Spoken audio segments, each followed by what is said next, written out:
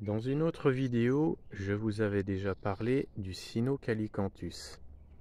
Voici une variété un petit peu plus intéressante, bien qu'elle soit beaucoup moins colorée. La fleur est verte, en bouton, et elle s'ouvre bien blanche. Alors il fait un petit peu sombre, surtout que l'arbuste est bien à l'ombre. On voit que l'intérieur de la fleur est un petit peu coloré.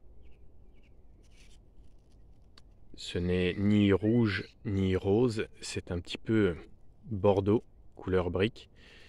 Mais ce que j'apprécie beaucoup, c'est que la fleur est beaucoup plus lumineuse que la variété qui est entièrement sombre, couleur brique. Alors je suis content de constater que cet arbuste a fini par pousser, car ça va faire une dizaine d'années que j'ai acheté cet arbuste.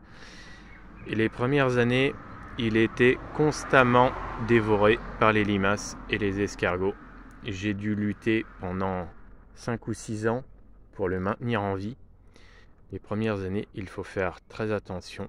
Ensuite, on va dire que le feuillage, bien qu'il soit très très tendre, l'arbuste arrive tout de même à s'en sortir, puisque les limaces et les escargots ont du mal à dévorer tout l'arbuste et à grimper tout en haut une fois que la plante dépasse les 80 cm. Alors aujourd'hui,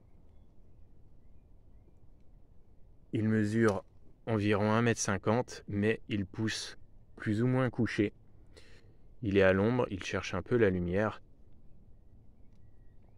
Et enfin, je constate les premières fleurs. Il a dû me faire 5 ou 6 fleurs, c'est la dernière.